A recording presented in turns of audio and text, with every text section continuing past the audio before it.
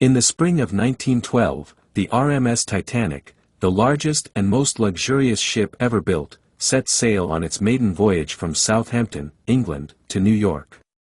Stretching 882 feet long, weighing over 46,000 tons, and standing taller than most buildings of its time, the Titanic was a marvel of engineering. Its immense size and grandeur promised a voyage of dreams, adventure, and for some, a new beginning in America. Among the 2,224 passengers, James Wentworth and Evelyn Dawson boarded with excitement and love in their hearts. James, a 25-year-old factory worker from Liverpool, had worked tirelessly to save enough for a third-class ticket. Evelyn, 22, had grown up in Southampton and had only met James a few months earlier, but their connection had been instant. They had fallen in love quickly, and when James asked her to come to America with him, Evelyn didn't hesitate. It was a chance for a fresh start, for both of them. On April 10, 1912, the start of their journey. The docks of Southampton were a sea of people and luggage, bustling with excitement as passengers prepared to board the most famous ship in the world. Evelyn's heart raced as she looked up at the towering hull of the Titanic, feeling both awe and trepidation. "It's like a floating city," she whispered, her eyes wide as she clutched James's arm. "It really is," James said, grinning. "And we're a part of it." Though they were booked in third-class accommodations, James and Evelyn couldn't have been happier. Their small cabin was simple, but it felt like a gateway to a new life. The ship itself was like nothing they had ever seen. The opulence of the first-class decks, with their grand staircases, crystal chandeliers, and marble floors, was like something out of a dream. They wandered the ship, marveling at its size, its beauty, and the variety of people on board, wealthy aristocrats, families with children, immigrants, and crew members, all mingling on this floating masterpiece. As the Titanic steamed into the open Atlantic, James and Evelyn spent their days exploring the ship, stealing moments of joy on the decks, imagining the life they would build together in America. Their love felt unstoppable, and on this magnificent ship, anything seemed possible. On the night of April 14, 1912, the Titanic sailed smoothly through the calm Atlantic waters. It was a cold night, but the skies were clear and the stars bright. After an evening walk around the ship, James and Evelyn returned to their cabin, cuddling together on the small bunk. Suddenly, there was a jarring sensation, a shudder that ran through the entire ship. James sat up, alert. Evelyn, half asleep, blinked in confusion. "What was that?" she asked, rubbing her eyes. "I don't know," James said, standing and pulling on his shoes. "It felt like we hit something." They heard footsteps and voices in the hallway as other passengers began to stir. Nervous murmurs drifted through the thin walls. James opened the door and saw people heading toward the upper decks. Grabbing Evelyn's hand, he said, "Let's go see what's happening." As they reached the deck, the cold night air hit them, and what they saw sent a chill down James's spine. Lifeboats were being prepared, and there was a palpable tension among the crew. An officer passed by, and James overheard him say the word iceberg. The ship had struck an iceberg. At first, there was no panic, only confusion. But as time passed and the Titanic began to list slightly to one side, the gravity of the situation became clear. The ship was sinking. Officers began shouting for women and children to board the lifeboats. Evelyn's heart raced as she clung to James. "What do we do?" she asked, her voice trembling. "You need to get into a lifeboat," James said, though his own heart was pounding with fear. "I'll find another one, I promise." "I'm not leaving you," Evelyn said, shaking her head. "I can't." James looked around, seeing the chaos beginning to unfold. Passengers from all classes, dressed in nightgowns and hastily thrown on coats, were now scrambling for safety. The lifeboats were being lowered into the freezing waters, and already there weren't enough for everyone. The Titanic had only 20 lifeboats, enough for about 1,178 people, but there were more than 2,200 on board.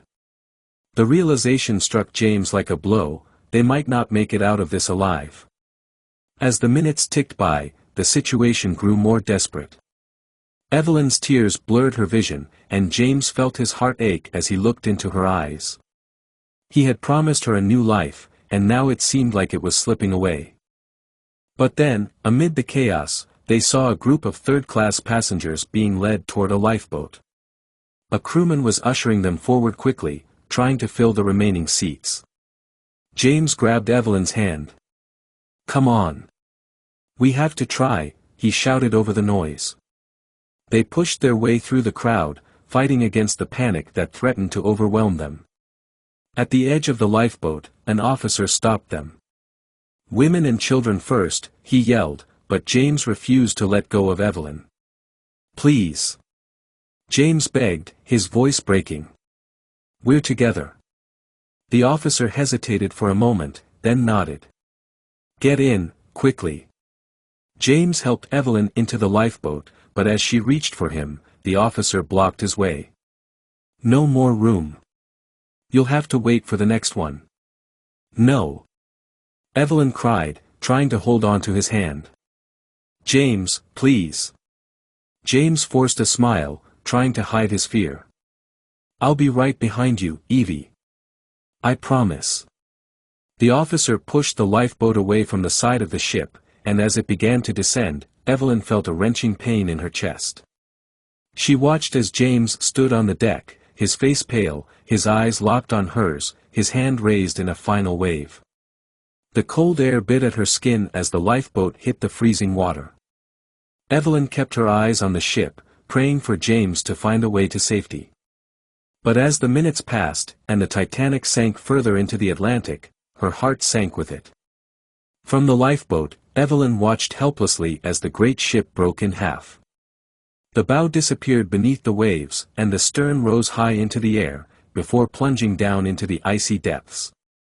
The sound of creaking metal and the screams of those still aboard filled the night air. James was gone. Evelyn sobbed, her body numb from the cold and the heartbreak. She had never felt more alone.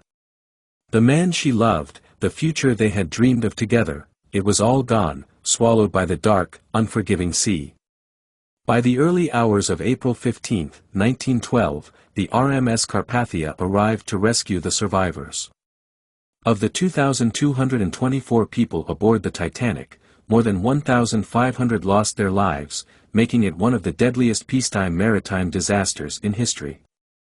Only 706 survived, and Evelyn was among them. As she was pulled onto the Carpathia, Evelyn felt empty. The cold, the exhaustion, the horror of what she had just witnessed, it was all too much to bear.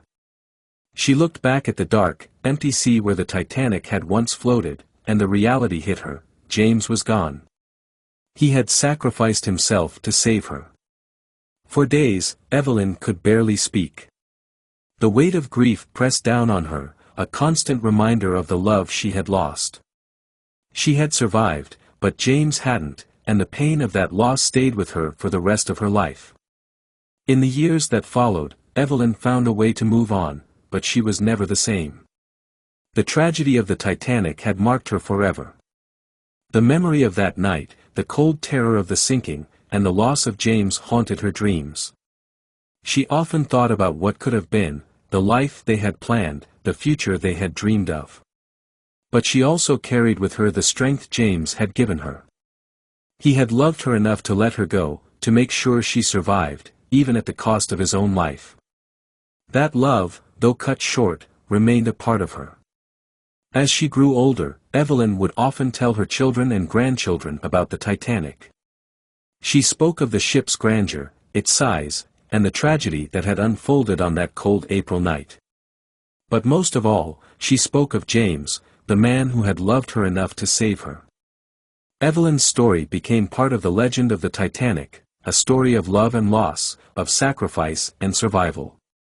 And though James was lost to the icy waters, his love for Evelyn lived on, a testament to the power of love, even in the face of unimaginable tragedy.